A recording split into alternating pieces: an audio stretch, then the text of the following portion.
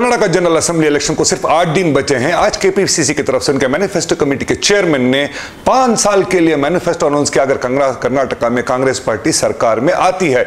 इन तमाम चीजों को लेकर और पर्टिकुलरली अब जो सुप्रीम कोर्ट की तरफ से कर्नाटक में जो मुसलमानों को दिए 4% रिजर्वेशन को जो स्टॉप किया था बीजेपी गवर्नमेंट, इस बारे में बात करने के लिए हमारे साथ खुद मौजूद है सीनियर कांग्रेसमैन, राज्यसभा के फॉर्मर डिप्टी चेयरमैन और फॉर्मर यूनियन मिनिस्टर, और सबसे इंपॉर्टेंट चीज जनता दल गवर्नमेंट ने 25 साल पहले जो रिजर्वेशन अनाउंस किया था उस रिजर्वेशन को कमीशन के चेयरमैन की तरह स्टडी करके रिपोर्ट सबमिट करने वाले सीनियर कांग्रेसमैन के रहमान खान साहब हमारे साथ मौजूद है। इनसे बात करते हैं। सर वेलकम टू बेंगलुरु अखबार। सबसे पहले आज आपका मैनिफेस्टो अनाउंस हुआ है, जितने प्रोग्राम्स अनाउंस उसमें 5 इंपॉर्टेंट प्रोग्राम्स जैसे इलेक्ट्रिसिटी का देना, जैसे हर घर में एक औरत को 3000 का देना, स्टूडेंट्स को पैसे का देना, ये 5, और जो फ्री ट्रैवल का। निर्मला सीतारमण कहती है जो फाइनेंस मिनिस्टर हैं, कांग्रेस को 50,000 से 1 लाख करोड़ तक एक्सचेकर को कॉस्ट पड़ेगा क्योंकि अब तो चार्टर्ड अकाउंटेंट हैं। कैसे फिस्कल डेफिसिट मैनेज हो सकता है? वो पूछो, उनको सवाल पूछना उनसे कि आज जो कर्नाटक में बीजेपी का बजट हुआ है, मैनिफेस्टो जो उन्होंने प्रेजेंट किए हैं, वो प्रेजेंट में भी फ्री भी हैं। ओके, वो कहाँ से लाते हैं पैसे? ओके, तो फ्री भी जो इन्हें बोल रहे हैं, निर्मला सीतारमण फाइनेंस मिनिस्टर हिंदुस्तान के होने के बावजूद उनका जो बयान एक रीज़नेबल नहीं है, क्योंकि ये गुड इकोनॉमी में अगर लोगों के पास बाइंग कैपेसिटी क्रिएट करना, जब इन्फ्लेशन आ जाता है, लोगों के पास पैसे नहीं रहते तो खर्च नहीं होता, खर्च नहीं हुआ तो प्रोडक्शन इफेक्ट होता है। तो इस वास्ते ये जो हमने अनाउंस करी कि 2,000 रुपये हर औरत को, साल को 24,000 रुपये, तो ये 24,000 रुपये एक औरत के हाथ में जाता है तो वो खर्च खर्चे जी, वो पैसा फिर मार्केट को जाता है, मार्केट को गया तो प्रोडक्टिविटी बढ़ जाए, प्रोडक्टिव बढ़े तो इनको वो उसके ऊपर जीएसटी डालते हैं, टैक्स डालते हैं, फिर टैक्स के हिसाब से आता है। तो ये एक इकोनॉमिक, जब लोगों के पास कीमतें बढ़ जाते हैं, इन्फ्लेशन होता है, उनके पास परचेजिंग कैपेसिटी नहीं रहती, तो उस वक्त पर लोगों के हाथ में पैसे देने के तरीके ये हैं। उनके हाथ में अगर पैसे दे तो वरना गवर्नमेंट को जो रेवेन्यू आना वो भी नहीं आती। ओके, तो इसलिए ये एक मेजर जो है अब यूरोप में, अब ये एम्प्लॉयमेंट का जो है, हर कंट्री में अगर गवर्नमेंट नौकरी नहीं दे रही है तो जो भी अनएम्प्लॉयड है उसे पेंशन है, हर यूथ को पेंशन है। अगर मैं ये अप्लाई, वो क्या प्रिंसिपल क्या है? Social security, social security, this is a social security. Okay sir, आज का जो मैनिफेस्टो कांग्रेस ने अनाउंस किया है, उन्होंने उसको टैगलाइन दिया पैराडाइज ऑफ पीस, सर्व जनांग शांति तोटा, जो कुवेंपू ने हमारे नाड़गीते में लिखा था। उन्होंने किया है कि हिंदुत्ववादी का बीजेपी जो आप कहते हैं उनके अगेंस्ट में किया है, तो कहने का मतलब है कि कांग्रेस में 6.5 करोड़ लोग सेफ एंड सिक्योर रहे, क्या ये इसका मतलब है? देखिए, मतलब सेफ एंड सिक्योर हुकूमत की जिम्मेदारी, हर हुकूमत की। जो वर्ड इस्तेमाल किया है, सर्व जनांग शांति टोटा, उसका मतलब क्या? सारे लोगों का जी एक पैराडाइज ऑफ पीस बाग जी। मकसद क्या हमारा कांग्रेस पार्टी का कि पूरे लोग जो भी स्टेट में रहते हैं उन्हें खुश रहना। अब समाज में अलग अलग तबके के लोग हैं, अब हर तबके को उनकी ज़रूरियात को पूरा करना हुकूमत का काम। तो हमारा जो मैनिफेस्टो आज प्रेजेंट किया गया है कांग्रेस पार्टी की तरफ से, इस तमाम चीज़ों को ख्याल में रखते हुए ये मैनिफेस्टो बनाया गया है। अगर वो हम, क्योंकि कांग्रेस के पास की हिस्ट्री है कि हम जो वादा करते हैं वो पूरा करते हैं। सिद्धरामैया के ज़माने में 164 वादे हम किए थे, 158 वादे हम पूरे किए। है। और सिद्धरामैया साहब चैलेंज किए हैं कि 154 नहीं करे करके कोई बोले तो मैं उसका जवाब देता हूँ। ओके सर, आपके मैनिफेस्टो में और एक सबसे बड़ा एक हाईलाइट ये है कि 50% जो सुप्रीम कोर्ट की तरफ से रिजर्वेशन को कैपिंग अनाउंस किया गया है, आप कह रहे हैं कि आप 75% तक लेके जाएंगे विदाउट डिस्टर्बिंग वक्कल लिगास वगैरह सब और ऐड करेंगे। या टेक्निकली थोड़े हमें व्यूअर्स को समझा सकते हैं आम ज़बान में कैसे पॉसिबल होगा? देखिए, ये जो रिजर्वेशन है, कांग्रेस पहले से कास्ट सेंसस का डिमांड कर रही है। जब से कास्ट सेंसस सेंट्रल गवर्नमेंट की है, मगर रिलीज नहीं कर रहे हैं। कांग्रेस का कहना है कि हर एक कास्ट के मुताबिक उनकी बैकवर्ड सबको रिजर्वेशन देना। कास्ट सेंसस इसलिए कर रहे हैं। अब कास्ट सेंसस तुम किस वास्ते रिलीज कर रहे हैं? आपका भांडा फूट जाता है। थोड़े लोगों को आप जो वो डिजर्व करते नहीं, उनको ज़्यादा दे रहे हैं। जो डिजर्व करते हैं उनको नहीं दे रहे हैं। पॉपुलेशन गलत दिखा रहे हैं। कास्ट पॉपुलेशन का कास्ट सेंसस नहीं कर रहे हैं, जो पहले से आ गया है वही दिखा रहे हैं। अब ये कहा जा रहा है कि कास्ट सेंसस अब रिलीज करेंगे तो कर्नाटका में मुसलमान 17% हैं, तो हाईएस्ट आ जाते हैं। 17% लिंगायत से ज़्यादा बढ़ जाते हैं।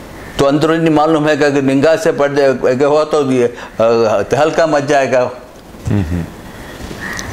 तो ये सब चीज़ों को वो आगे मंजर आम पर नहीं लाना चाहते। तो हम वो कास्ट सेंसस भी करेंगे, हम कास्ट सेंसस भी करेंगे और जिसको जितना हक है वो देंगे।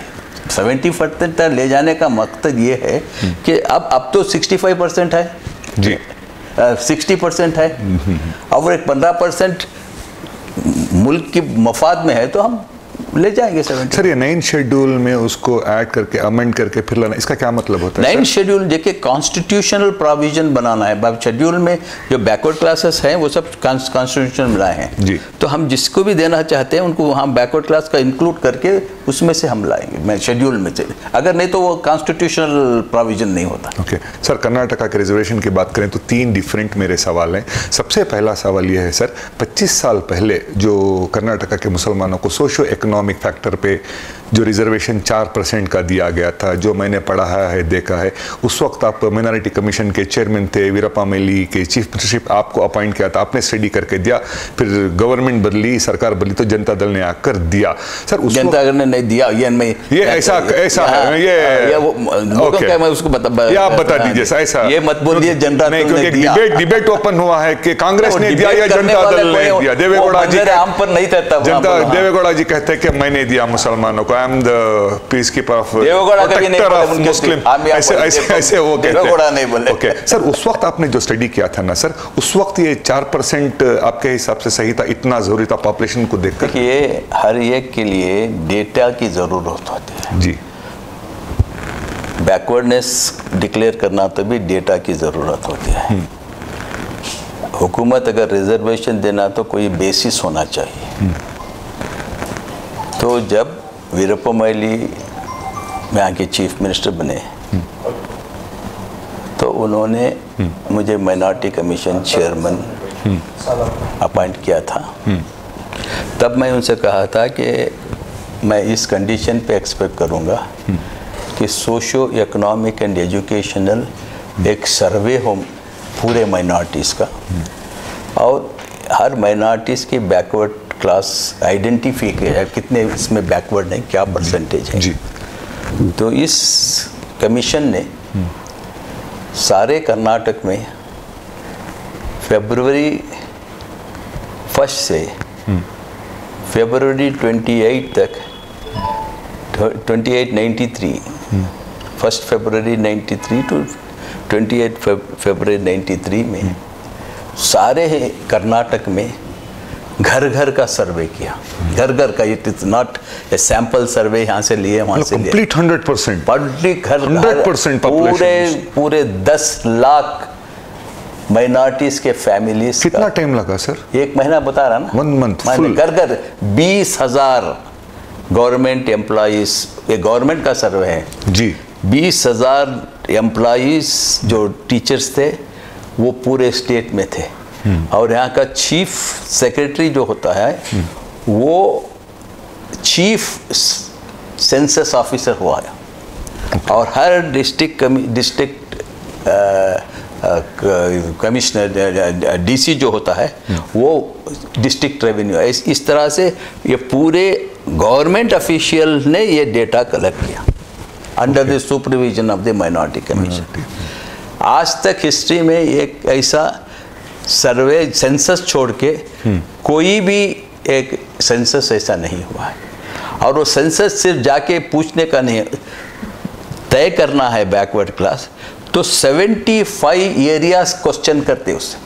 घर में जाकर 75 क्वेश्चंस, तुम्हारे पास बच्चे कितने हैं, बीमारियां कितने हैं, पढ़े कितने हैं, अनएम्प्लॉयमेंट क्या है, तुम्हारा रहने का घर है क्या, एग्रीकल्चर लैंड है क्या, ये सब पूरे चीज़ें तजवीज़ करके उनका एक हर एक फैमिली का शेड्यूल, 10 लाख फैमिलीज के शेड्यूल उनका हिस्ट्री कलेक्ट किए, कलेक्ट करके इसे टैबलेट करके वहाँ बहुत से पैरामीटर, प्राइमरी स्कूल में कितने बच्चे जा रहे हैं, कितने ड्रॉप आउट होते हैं, मिडिल स्कूल कितने बच्चे जा रहे हैं, IAS ऑफिसर्स कितने हैं, IPS ऑफिसर्स कितने हैं, क्लास 4 कितने हैं, कौन कौन से एम्प्लॉयमेंट, अंदाज़ा लगे 75 एरियाज में अगर क्वेश्चन करना तो कौन से क्वेश्चन जाते हैं, बीमारी कौन सी है, कैंसर है, ये सब है। ये सब करने के बाद वीरप्प मोइली को जब रिकमेंड किया गया तो उन्होंने तब वो पूरा रिक्लासिफिकेशन करते थे, यानी ये अब 2B 2S कैसा है ना, इसमें देना वो है। हेगड़े के ज़माने में क्लासिफिकेशन हुआ, क्योंकि 50% बैकवर्ड को देना, तो कौन बैकवर्ड, कितना मोर बैकवर्ड कौन है, लेस बैकवर्ड, उसको सब करके रिक्लासिफिकेशन हुआ। तो अलग अलग कैटेगरी बनाई, A B C ऐसा 2B। वो कैटेगरी बनाते वक्त क्योंकि एक ही पूरे बैकवर्ड को एक बास्केट में रख देंगे तो कौन ताकतवर है पूरा मार लेके चले जाएगा, तो इसलिए कैटेगरीज बनाई गई। अगर मुसलमानों को जनरल कैटेगरी में रखते हैं या और किसी के कैटेगरी है, जब मुसलमान बैकवर्ड है तो दूसरा उससे ज़रा आगे ज़हीन है तो उससे मिलता है, तो इनको मिलता है। ये कैटेगरी बनाए 2B, उसमें मुस्लिम्स और नियो बुद्धिस्ट करके 6% किया उन्होंने। अब वो 6% और दूसरे कैटेगरी में थोड़ा थोड़ा बढ़ाए थे वो जी। बढ़ाने के बाद 68-70% हो आए थे, तो लोग हाई कोर्ट को गए। हाई कोर्ट को जाने के बाद हाई कोर्ट डायरेक्ट किया कि 50 से ज़्यादा नहीं होना चाहिए, तो उसमें कटौती शुरू किया उन्होंने। 50 को लाना है ना जी जी, 60-68% हो गया था, 50 को लाना, तो इसको नियो बुद्धिस्ट को और एक कैटेगरी में शिफ्ट करके 2B कैटेगरी बना के सिर्फ न्यू बुद्धिस्ट को निकाल के मुसलमानों को रखे, उसमें 4%, उसको 4% करके, उसमें 2% कट करे और कहीं कट करे, तो ये लाने के लिए तो 2% उसमें हाई कोर्ट के डायरेक्शन पर, वो भी वीरप्प मोइली के ज़माने में। ठीक है, तो देवेगौड़ा आए 94 एंड में वीरप्प मोइली थे 94 तक। अब देवेगौड़ा क्या बेसिस पर डिसीजन लेंगे? अगर ये नहीं रहता तो क्या रिजर्वेशन ऐसा हो जा सकता है? क्या नहीं हो सकता? बोलते सर उनको नया कमीशन बनाना पड़ता है, नहीं उसको कमीशन बनाना पड़ता है, उसके ऊपर ये करना पड़ता है। तो ये कैबिनेट से ऑलरेडी वीरप्प मोइली के ज़माने में 2% निकाल के वो भी हुआ था। अब वो नोटिफिकेशन जारी नहीं हुआ था सर, वो क्यों? नहीं, जब बताता हूँ, सुनिए। हुकूमत में क्या होता है, एक डिसीजन हो जाता है, डिसीजन अब डेट ऑफ एप्लीकेशन फिक्स करते हैं जब वो एडमिनिस्ट्रेटिव इसके वास्ते। तो वो जो देवेगौड़ा के ज़माने में जो नोटिफिकेशन आया, वो नोटिफाइंग दी ऑलरेडी डिसीजन टेकन कैबिनेट में। कैबिनेट अब एक एक्ट पास होता है असेंबली में, वो पास होते साथ लागू नहीं होता। हुकूमत अपने कन्वीनियंस का से डेट ऑफ इम्प्लीमेंटेशन Okay. ये गेजेट नोटिफिकेशन ये जो ये है इस दिन से लागू में आएगा। देवेगौड़ा के ज़माने में इतना ही हुआ कि वो लागू 1 मई 1995 से होगा। तो आपके हिसाब से खान साहब देवेगौड़ा इनका कुछ भी उसमें मेहनत नहीं है? बिल्कुल नहीं, बिल्कुल रेडीमेड बिरयानी थी, रेडीमेड बिरयानी थी, आए वो आप कहते बोलो, मैं वो हद को जाता नहीं। फिर वो कैसे वो क्लेम करते हैं? उनके claim is wrong claim. okay. अब आप मेहनत करे मुर्गा अंडा खाया फकीर का सवाल है। ओके सर, 2004 से 2013 मनमोहन सिंह की सरकार थी। 2004 और 2005 में 2 कमीशन सेंट्रल गवर्नमेंट की तरफ से इंडिया के मुसलमानों की हालत को देखते हुए, जस्टिस रंगनाथ मिश्रा की हो या साचार इनकी कमीशन की हो, जो रिपोर्ट सबमिट गए तो 9 साल में उसको इम्प्लीमेंटेशन के लिए क्यों कोई प्रोविजन नहीं मिला या वक्त नहीं मिला? क्योंकि ये कई लोग क्रिटिक्स कहते हैं कि अगर वो यूपीए सरकार कर देती तो नौबत नहीं रहती। लोगों को, हाँ, अखबार वाले भी जिम्मेदार है जी, और लोग भी जिम्मेदार हैं, और अफवाहें भी जिम्मेदार हैं। जी सर। ये जो साचार कमेटी का जब बोले तुम्हें, ये भी कांग्रेस की ही देन है जी। 2004 का जब इलेक्शन हो रहा था, जब मैनिफेस्टो बन रहा था, तो माइनॉरिटीज़ के बारे में मेरे से मशवरा किया गया, और वो मैनिफेस्टो कांग्रेस के 2004 के मैनिफेस्टो में ये इंक्लूड किया गया कि अगर कांग्रेस इख्तिदार में आएंगी तो कर्नाटका के मॉडल, नाम ही लिखो है मैनिफेस्टो में। अच्छा। कर्नाटका मॉडल, ये सब ये लोगों को मुड़े हवा में बात करते ना, ऐसा बात करते हैं चंद लोग, उनको सास्ता है वो भी। तो कर्नाटका मॉडल, जब हमारी सरकार 2004 में मनमोहन सिंह साहब की सरकार आई, तो तब उन्होंने एक साचार कमीशन अपॉइंट किया based on that implementation of the manifesto. उन्होंने इसको माइनॉरिटीज नहीं रखा, सिर्फ मुसलमानों के लिए कमीशन बना। ये भी एक देखना। अच्छा, माइनॉरिटी में भी ओनली साचार कमेटी जो है माइनॉरिटी की नहीं है, सिर्फ मुस्लिम्स। सिर्फ मुस्लिम्स। ओके, कई लोगों को पता नहीं सर ये। नहीं, सिर्फ मुस्लिम। तो उनकी स्टडी करने के लिए मनमोहन सिंह साहब ने जस्टिस राजेंद्र सचार, जो दिल्ली हाई कोर्ट के चीफ जस्टिस थे, उनको अपॉइंट करके, this is called, that is why it is not called commission, prime minister high level committee. This is not a commission. It is not a commission. Everybody thinks it is a commission. Two commissions. It is Prime Minister High Level Committee on the backwardness of Muslim ऐसा है। Okay. It is called Prime Minister High Level Committee. दोनों ये रंगनाथ मिश्रा को बाद आता। Okay okay. तो इसके recommendation 2006 में आए। साइमल्टेनियसली इसको इम्प्लीमेंट करने के लिए और मुसलमान माइनॉरिटीज़ के इश्यूज़ को एक्सक्लूसिव देखने के लिए एक मिनिस्ट्री, सेपरेट मिनिस्ट्री बनाई गई उस वक्त। और वो मिनिस्ट्री को, क्योंकि पहले क्या होता था, सोशल वेलफेयर में इसको एक था 2004 से पहले से वही होता था, वक्त भी उसमें सब एवरीथिंग रहता। तो एक्सक्लूसिवली एक मिनिस्ट्री मनमोहन सिंह ने माइनॉरिटी अफेयर्स मिनिस्ट्री बना के उसको उनके इश्यूज़ को एड्रेस करने के लिए एक सेपरेट, दूसरे इसमें बजट में है जनरल इसमें, बट इसमें इसके लिए एक अलग बजट दिए, एक मिनिस्ट्री दिए, उनके काम करने के एरियाज डिफाइन करे। तो उसके ऊपर काम शुरू। आप बने थे पहले? मैं नहीं, पहले बना।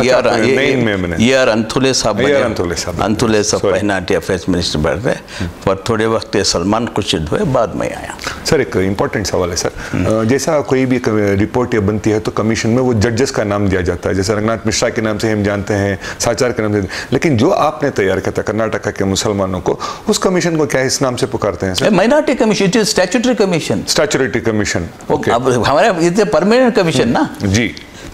अब आज भी है, तब भी था, आज भी है। ओके सर, अब सुप्रीम को तो अगर ये गवर्नमेंट की तरफ से क्या हुआ, इतना बड़ा ऑथेंटिक सर्वे है, इसके बाद जाके ऑथेंटिकली अनाउंस करती है, तो बसवराज बोम्मई की सरकार ने किस बेस पे इसको स्क्रैप कर दिया, कहते हुए कि रिलीजियस बेस पे दिया गया, सोशियो इकोनॉमिक फैक्टर पे नहीं? वो बेस ही नहीं है ना, मतलब बेस करेगा, कंसल्टेशन करेगा, किसी से पूछे क्या, कुछ नहीं, दिल में आया कीजिए, तुम्हें कौन, हमारी हुकूमत है, हमारा मेजॉरिटी है, हम करते हैं, दो कम्युनिटी को खुश करने के लिए दो करते हैं बस। सर अब मेन 9 तक सुप्रीम कोर्ट ने इसको विथहेल्ड किया गया है, क्या उम्मीद करते हैं कि 9 को क्या होगा? Interim stay and 9th the case will come up again. Okay. And उसके पहले तक कर्नाटका गवर्नमेंट अपना मौक़िफ़ पेश नहीं किया था कोर्ट को, अब वो पेश किए हैं। उसमें उन्होंने कहा कि सेपरेट रिलीजियस इसके पर हम दे नहीं सकते, ये वो उनका जो कहना है कहे हैं। अब वो केस इंशाअल्लाह 9th को आएगा। उम्मीद क्या कर सकते हैं सर? अब कोर्ट क्या जजमेंट देते हैं, जिस तरह का प्रेजेंटेशन दिया गया है आपकी तरफ से, कपिल सिब्बल तरफ से, नहीं सब गुलाम रसूल की तरफ से, कोर्टों में दो तरफ से भी मौक़िफ़ से अपना अपना प्रेजेंटेशन देते हैं, कामयाबी किसे मिलती है वो अल्लाह बेहतर जानते, मगर हमारा केस मजबूत है क्योंकि 94 से लेके 20 पर 30 साल, लगभग 30 साल ये चलता आया है, इसको चैलेंज भी नहीं हुआ था। अब आंध्र प्रदेश में चैलेंज होता है, चैलेंज तक नहीं हुआ था, उसका मतलब मजबूती थी। एक चीज़ अब 30 ईयर्स से देखा कि आज आप कम्युनल बेसिस पर दे का हिसाब लगा किसी को, वो भी इलेक्शन के नज़दीक, इलेक्शन 4-5 दिन है तो उस वक्त में दिए, तो on the face of it ये ऐसा लगता है कि एक बेतुका डिसीजन है, कंसिडर्ड डिसीजन नहीं है। तो वो इस पर अगर ये मुझसे यहाँ पर जो है मुसलमान कभी मैं पहले से भी आज भी है हमारी गलती, हम मुसलमानों को रिजर्वेशन दो, इस्लाम हमारा रिलीजन है, मुसलमान एक फ़िरक़ा है, हिंदुस्तान की पूरी ये लें तो एक कैटेगरी है बस। आप इसको रिलीजन करके हमको हमारे हुकूक को पामाल नहीं कर सकते। रिलीजन अब हर व्यक्ति को हमको डिनाई करना है तो हम मुसलमान, हम ये नहीं बोलते कि हम मुसलमान, हमारे मज़हब के वास्ते हम नहीं पूछ रहे रिजर्वेशन, हमारा मज़हब रिजर्वेशन की ज़रूरत है। हम इस मुल्क के शहरी हैं, हमारी सोशियो इकोनॉमिक कंडीशन ये है, हमारा रिलीजन कहीं को लेते हैं, हमारे इंटरनेशनल रिलीजन है हमारा जी। तो हमारा रिलीजन से हम नहीं पूछ रहे हैं, मुसलमान ये नहीं पूछाएगा मुसलमान है इसलिए हमको रिजर्वेशन दो, हम रिजर्वेशन पूछ रहे हैं कि हम इस मुल्क के शहरी हैं, हमारी इकोनॉमिक कंडीशन पीछे है, हम सबसे पीछे हैं, इसलिए हमको रिजर्वेशन की ज़रूरत है, ना कि हम मुसलमान हैं दो मुसलमान। अब हमारे इग्नोरेंट है, मुसलमानों को नहीं है, मुसलमानों को नहीं है, तो मुसलमान नहीं, मुसलमान हम देखिए हर चीज़ को जैसा आप प्रेजेंट करते हैं उस तरह से लिया जाता है। हम इमोशन से प्रेजेंट करते हैं तो वो भी इमोशनल लेते हैं, हम लॉजिक से प्रेजेंट करें तो हम लॉजिक से ले सकते। सर कर्नाटक इलेक्शन 2023 की बात करें, लास्ट 2-3 सवाल है मेरे।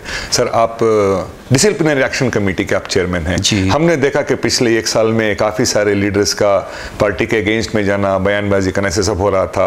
पर्टिकुलरली एक नाम अगर मैं लूँ, KGF बाबू, जो चिकपेट के लिए कर रहे थे कि मैं 350 करोड़ दे दूंगा, आप मुझे ऑफिशियल परमिशन दो, नहीं हुआ, गलत कह दिया, फिर सस्पेंड किया गया, उसके बाद उन्होंने माफीनामा दिया, अब वो इंडिपेंडेंट चला। ऐसे कई सारे कर्नाटक की पार्टी के खिलाफ गए। मुझे आपका क्या है? KGF बाबू मेरे लिए वो 350 करोड़ देने का बोले थे या 5 करोड़ देने का बोले थे, क्या बोले थे, I am not aware of it. Okay, he was a candidate, council के इलेक्शन में कांग्रेस के कैंडिडेट थे वो जी, उनको दिया था तो वो कांग्रेस में शामिल थे, तो वो भी चिकपेट के लिए इलेक्शन में सीट पूछते थे, उनको कोई वादा नहीं किया कि आपको सीट देंगे, ये करेंगे, कोई वादा नहीं किया, ऐसा ही वो अपने आप को ये कर रहे थे। और जब डिसिप्लिनरी एक्शन इसलिए गया कि वो कुछ स्टेटमेंट दिए, वो पार्टी के खिलाफ था तो उनको डिसिप्लिनरी एक्शन लिए, उनको सस्पेंड करके रखे थे, तो वो माफ़ीनामा दिए कि मैं उससे गलती हुई, मुझे माफ़ करना। तो दूसरों को जैसा एक अपॉलॉजी अगर वो दे रहे हैं तो हम उनका सस्पेंशन रिवोक किए थे। ओके बाद अब फिर खड़े हैं तो सबको हम जो भी पार्टी के कैंडिडेट के खिलाफ सारे कर्नाटक में जो लोग भी रेबल कैंडिडेट्स खड़े हैं उनको हम सब अब एक्सपेल कर दिए हैं 6 साल तक। कर दिए हैं ऑलरेडी, सबको कर दिए हैं। ओके सर, मेरा आखिरी सवाल, ये कहा जा रहा है कई सारे सर्वेस हम देखें, नेशनल सर्वेस देखें तो Congress is projected to come back to power with the thumping majority between 120 to 140 ऐसा कहा जा रहा है।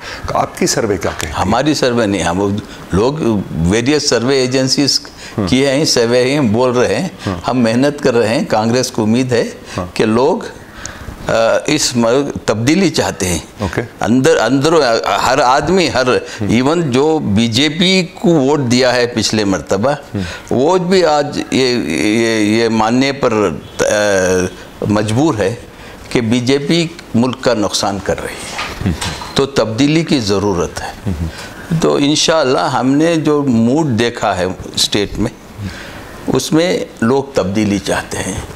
ये कमज़ोर हुकूमत है आज, जो भी बोम्मई साहब की हुकूमत है, एक कमज़ोर हुकूमत है।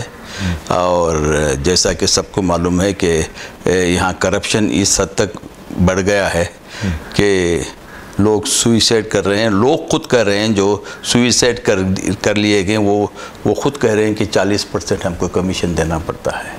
प्राइम मिनिस्टर को इसके बारे में ऑफिशियल एसोसिएशंस उन्होंने ख़त लिखा है, प्रेसिडेंट को लिखा है कि 40% जिम्मेदार लोग लिखे हैं, उसके ऊपर भी जब कोई एक्शन नहीं लिया जाता तो इसका मतलब क्या हो सकता है कि ये मजबूर करप्शन है।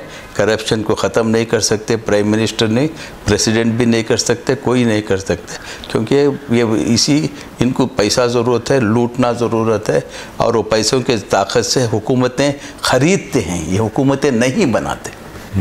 बीजेपी की हिस्ट्री जो है, कोई और पॉलिटिकल पार्टी हिंदुस्तान में ख़रीद कर हुकूमत नहीं बनाती, और बीजेपी एक ही पार्टी है जो ख़रीद कर हुकूमतें बनाती है। तो ये डेमोक्रेसी नहीं है, डेमोक्रेसी को मर्डर कर रहे हैं। तो अगर हिंदुस्तान में डेमोक्रेसी बचना है तो कर्नाटक का इलेक्शन बहुत ही अहम है।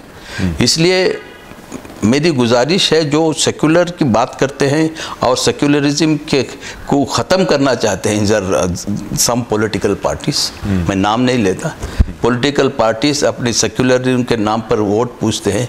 वो अगर उनको कोई वोट दे रहा है तो मैं समझता हूँ कि वो इनडायरेक्टली बीजेपी को मदद कर रहा है, क्योंकि वो देखिए, अब जेडीएस लो या और कोई भी एम लो, आप उनको वोट देने से आपको क्या हासिल होगा? क्या आप कौम को मजबूत कर रहे हैं? इख्तिदार हासिल हो सकता है? ये सोचना। सर, डेमोक्रेटिक राइट तो है ना सर कंटेस्ट करने का? मैं कब कह रहा हूँ? Any political party? मैं नहीं कह रहा हूँ, मैं पॉलिटिकल पार्टी कुछ नहीं कहा। ओके, मैं कहा लोगों को कहा। लोगों को, अच्छा, you're not addressing the people. I am not addressing it. Yes, it is. Her political party को हक है, मगर जब हम इतना ही अपील करते हैं, जब वोट आप देने जाते हैं, आपका हक है जी, आपका हक। तो आपका सबसे पहला ये क्या है? Protector democracy. इस मुल्क में secularism basic principle of the basic structure of constitution है सेक्युलरिज्म, वो होना चाहिए। और यहाँ डेमोक्रेसी रहना चाहिए कि हमारा, तभी वोट का हक तुम्हारा रहता है। अब डेमोक्रेसी ख़त्म हो गई तो आपको वोट भी ख़त्म होता है। तो आज सारी दुनिया आज कह रही है कि हिंदुस्तान में डेमोक्रेसी ख़त्म हो गई है। किस लिए? कि पैरामीटर, इंटरनेशनल पैरामीटर होता है, उसमें हिंदुस्तान जो सबसे बड़ा डेमोक्रेटिक कंट्री है वो 168 प्लेस में आया है, हालांकि पहला रहना चाहिए था। ओके, खान साहब, will you consider the 2023 Karnataka assembly election referendum for the next year 2024 central government election? In A way. Very last question में हर इंटरव्यू में सबसे पूछता हूं, सर इस साल कर्नाटका में 9 लाख नए वोटर्स आए 18 साल के ऊपर के, ऐसे यूथ के लिए क्या मैसेज दे देंगे? देखिए, यूथ के लिए ये मैसेज है कि ये मुल्क उनके लिए है जी। जो हमारे यंगस्टर हैं, हमारे पास पॉपुलेशन जो कम उम्र पॉपुलेशन का परसेंटेज सारे दुनिया में हिंदुस्तान के ज़्यादा है, इसीलिए हिंदुस्तान का फ्यूचर है। तो ये हिंदुस्तान का फ्यूचर यंगस्टर का है। यंगस्टर्स को अगर यहाँ उनके मौके फराम होना है, वो अपनी ज़िंदगी अच्छा रखना है, इस मुल्क को तरक्की की तरफ देखना चाहते हैं, तो ये इसको एक जमहूरी हुकूमत रहना ज़रूरी है। जमहूरियत अगर मजबूत नहीं हो तो कोई हुकूमतें, ये कम्युनल पोलराइजेशन हो के लोगों में नाइत्तेफाक़ी करेंगे तो मुल्क मजबूत नहीं होगा। तो आप ही जो यंगस्टर्स हैं वही सफ़र करेंगे। इसलिए डेमोक्रेसी को मजबूत कीजिए, जो पोलराइज करके मुल्क को, क्योंकि ये हमारा यूनिटी इन डाइवर्सिटी कहते हैं हम, तो यहाँ इसकी डाइवर्सिटी को सेलिब्रेट करना है। बीजेपी के आरएसएस के लोग करते हैं कि डाइवर्सिटी को सेलिब्रेट करना है। Right sir, yes yes yes, thank you so very much sir. ये थे हमारे साथ डॉक्टर के रहमान खान साहब, जो एजुकेशनिस्ट है, रिफॉर्मिस्ट है, चार्टर्ड अकाउंटेंट है। एक आखिर में एक इंपॉर्टेंट बात ये कहना चाहता हूँ, इनके 50 साल से ज़्यादा सियासी तजुर्बे को लेकर इन्होंने 2 इंपॉर्टेंट किताबें लिखी हैं, जिसमें एक है इनकी माई मेमोइर्स है और दूसरी किताब है द मुस्लिम्स वे फॉरवर्ड है। आप सबको एक किताब लेके पढ़ना चाहिए। इन्होंने वो तमाम चीज़ों को, मैंने खुद पढ़ी है, इन तमाम चीज़ों को पास्ट के बारे में, फ्यूचर के बारे में बताया है। और इन्होंने कहा है कि मुस्लिम्स को आदत हो जाती है, हमको जिस जिंदगी में हम जी रहे, हमें प्रोग्रेसिव नहीं सोचते, हम नेगेटिव थॉट्स को लेकर जाते हैं, ये इनका कहना है।